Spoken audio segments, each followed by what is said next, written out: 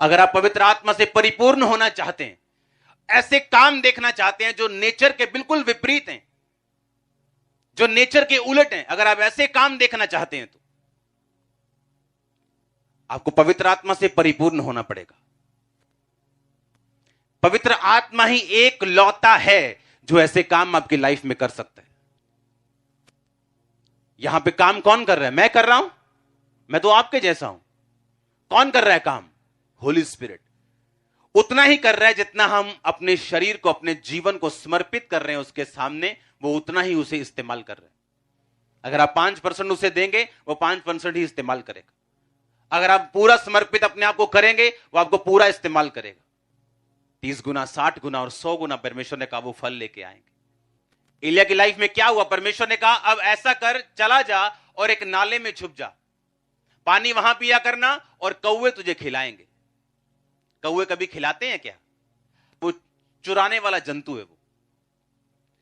और इधर परमेश्वर कह रहे हैं एलिया कौवे खिलाएंगे तेरे को, सुबह आएंगे टाइम पर, तेरा नाश्ता टाइम पर होगा, तेरा डिनर टाइम पे होगा। जो माहौल चल रहा है, जो इकोनॉमी चल रही है, जो सिस्टम चल रहा है, वो आप पे प्रभावी नहीं होगा। अब एलिया जो नाले का पानी पी रहे हैं और कौवे उसे खिला रहे हैं। इमेजिन करो, कौवे आ रहे हैं काएं काएं करके, कोई मीट लेके आ रहा है, कोई रोटी लेके आ रहा है, और ढाबे बंद थे, दुकानें बंद थी, खाना नहीं था। राजा की रसोई से वो खाना आता था। अगर आप पवित्र आत्मा से परिपूर्ण हैं तो परमेश्वर आपके इंतजाम कर सकता है। आप एक मैग्नेट बन जाते हैं सप्लाई के लिए, कि आपकी लाइफ में हर एक सप्लाई को परमेश्वर हेवनली रीति के साथ पूरा करता है। अगर पवित्र आत्मा आपकी लाइफ में नहीं तो बाकी लोग जहां भी भूखमरी का शिकार हो रहे थे तो वो भी भूखमरी का शिकार होता। लेकिन बाइबल कहती है जिसके सम्मुख उसने कहा मैं उपस्थित रहता हूं, दिन और रात जिस परमेश्वर के सामने मैं खड़ा रहता हूं, मैं उसकी उपस्थिति में रहता हूं। एलिया उस लेवल से बात कर रहा था। याद रखो, एलिया कोई 18 साल का यूथ नहीं था। एलिया एक एज्ड इंसान था। एलिया उस लेवल से बात कर रहा था जहां परमेश्वर के सामने आना, वो बैक स्लाइड हो गए, वापस आ गए, अब प्रेयर कम हो गई, अब ज्यादा हो गई, अब काम होगा कि नहीं होगा, फाइट चल रही है दिल में, पता नहीं काम होगा कि नहीं होगा, होना चाहिए, मेरा विश्वास तभी मजबूत। ये सारे ड्रामे से एलिया ऊपर आ चुका था। वो चंगा करे ना करे वो मेरा, हाँ, हमें मालूम है उसके कोड़े खाने से हम चंगे हो चुके हैं। जिस पोजीशन से भी हम निकले, जिस मुसीबत से भी हम जाएं, जहां पर से भी परमेश्वर में निकाले, जब हम इस लेवल से ऊपर आ जाते हैं कि होगा कि नहीं होगा, अगर नहीं हुआ तो मैं ये कर लूंगा, हुआ तो मैं ये करूंगा, हो गया तो मैं सेवा करूंगा, नहीं हुआ तो मैं एक इस लेवल से ऊपर आ चुका था। क्योंकि पवित्र आत्मा की भरपूरी उन लोगों के लिए नहीं जिनके साथ अभी ये फाइट चल रही है। पवित्र आत्मा की भरपूरी उस इंसान के लिए जिसको ये भेद हो चुका है कि यीशु मसीह एकमात्र और जीवित परमेश्वर है। वो आपकी लाइफ में काम कर रहा है, वो नजर आ रहा है चाहे नहीं आ रहा, वो स्लोली है बट श्योरली है, आपको नजर आ रहा है कि नहीं आ रहा, वो क्या कर रहा है, कब कर रहा है, आपको नहीं समझ आ रहा। अगर आप इस लेवल से ऊपर उठ चुके हैं तो पवित्र आत्मा की भरपूरी फिर आप लोगों के लिए। वो फाइट करता है शैतान, वो ड्रामा चलता है दिमाग में, नहीं नहीं ऐसा नहीं होगा, नहीं नहीं होगा, मेरा विश्वास है होगा। जब ये ड्रामे से हम ऊपर आ जाते हैं कि जो मेरी लाइफ में होगा वो तो होगा या नहीं होगा, ठीक है, मैं अपना बाप थोड़ी बदल लूंगा, होगा चाहे नहीं होगा, क्योंकि मुझे मालूम है कि यीशु मसीह क्या है, जीवित है। मुझे मालूम है वही एकमात्र परमेश्वर है। मुझे पता है कि वही मेरा परमेश्वर है। दैट्स इट, काम खत्म। उस दिन आपकी तरक्की शुरू होती। एक दिन प्रेयर लाइन में मैं प्रेयर कर रहा, अभी प्रेयर कर रहा, एक पेशेंट आया, उसके ऊपर लिखा था कैंसर। मैं प्रेयर करने लगा, मैंने कहा मैंने इसको देखा है, कहीं पे देखा है मैंने इसको। मुझे याद आया ये वही व्यक्ति है।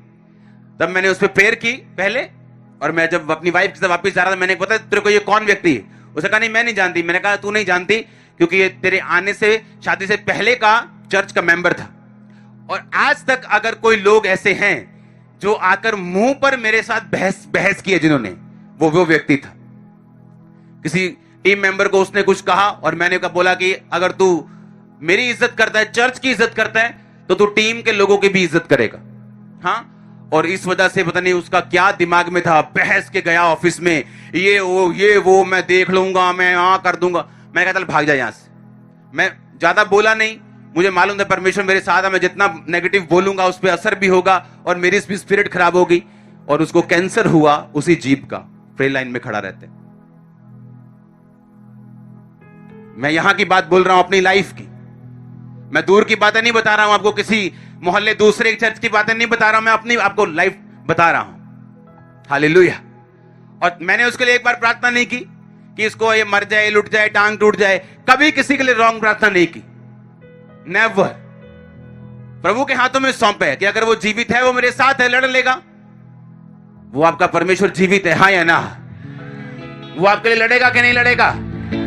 तो क्या टेंशन है, क्या प्रॉब्लम है? वो लेकर घमंडियों का सामना करता है वो, और घमंडियों को नीचा करता है वो, उनके घमंड को डाउन करता है वो। अपने पास को कभी मत भूलो अगर तुम नम्र रहना चाहते हो तो। आमीन। जब कोई मुझे बोलता है वो आपका पास, मैं उसे और एक्सप्लेन करता हूं। हाँ, ऐसा था, यहां 4 लोग थे, यहां कुछ नहीं था और परमेश्वर ने इस तरह से ब्लेस किया। मैं फाइनेंशियली पर्सनल लाइफ में पहले से ही ब्लेस था, तो मैंने वो टेस्टिमनी कभी नहीं दी जो मेरी लाइफ में नहीं है। हालेलुया।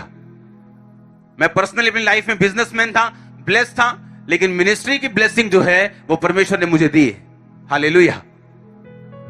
क्योंकि जो मिनिस्ट्री का पैसा है वो मेरे पास नहीं आता, जो मिनिस्ट्री का पैसा है वो मिनिस्ट्री में जाता है, वो संस्था में जाता है।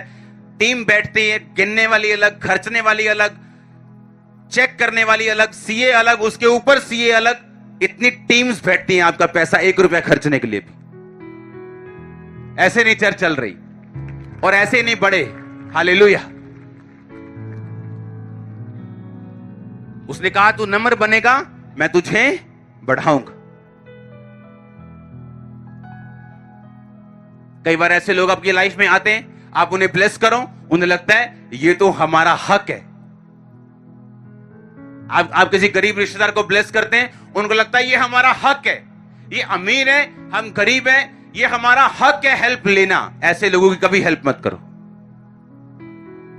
अगर वो ग्रेटिट्यूड नहीं देते, अगर वो थैंकफुल नहीं है, ऐसे लोगों की कभी हेल्प मत करो। आप परमेश्वर के सामने आए, आपको परमेश्वर ने हील किया, डिलीवर किया, कि आप नहीं जानते ऐसे लोग भी हैं जिनको उसने हील नहीं किया। आपको बेबी दिया, आप नहीं जानते ऐसे भी हैं जिनको अभी तक उसने बेबी नहीं दिया। आपको बड़ी चर्च दी, आप नहीं जानते ऐसे भी हैं जो प्रार्थना और उपवास और पवित्रता में चलने के बावजूद भी बड़ी चर्च नहीं है उनके पास। और अगर आप थैंकफुल नहीं, अगर आप धन्यवादी नहीं, आप परमेश्वर के सामने बड़ी ब्लेसिंग्स को नहीं देख सकते, अगले लेवल पे नहीं जा सकते। यह साबित करता है कि आप नम्रताई में नहीं। हालेलुया। लोगों को लगता था कि उन्हें अगर गाड़ी ले दी, उन्हें अगर मकान ले दिया, लगता था कि हम इसके हकदार हैं, हमारा हक है, हम वर्दी हैं इस चीज के। और परमेश्वर ने फिर क्या किया, वो चीजें वापस लेनी शुरू की उन लोगों से, और उन्हें दिखाया कि तुम इसके हकदार नहीं थे, ये तुम्हारे ऊपर परमेश्वर का अनुग्रह था। हालेलुया। अगर क्रिश्चियनिटी में आप नम्र नहीं हुए तो आप क्रिश्चियन तो रहेंगे ही, स्वर्ग भी जाएंगे, पर याद रखो रास्ता मुड़ भी सकता है नरक की ओर, जिंदगी कठिन हो सकती है, कुछ भी लाइफ में हो सकता है अगर आप नम्रताई में नहीं है तो। घमंड एक बीमारी है। हालेलुया। अपने पास को याद रखो, थैंकफुल रहो अगर कोई आपकी हेल्प करे, थैंकफुल रहो अगर कोई आपके लिए प्रेयर करे, थैंकफुल रहो हर चीज के लिए जो परमेश्वर आपको दे रहा है। आमीन। अपने हाथों को उठाओ, बोलो परमेश्वर अपने चरित्र को तेरे हाथों में सौंपता हूं, ग्रेस को मांगता हुआ, नम्रताई को मांगता हूं। ऊंची आवाज में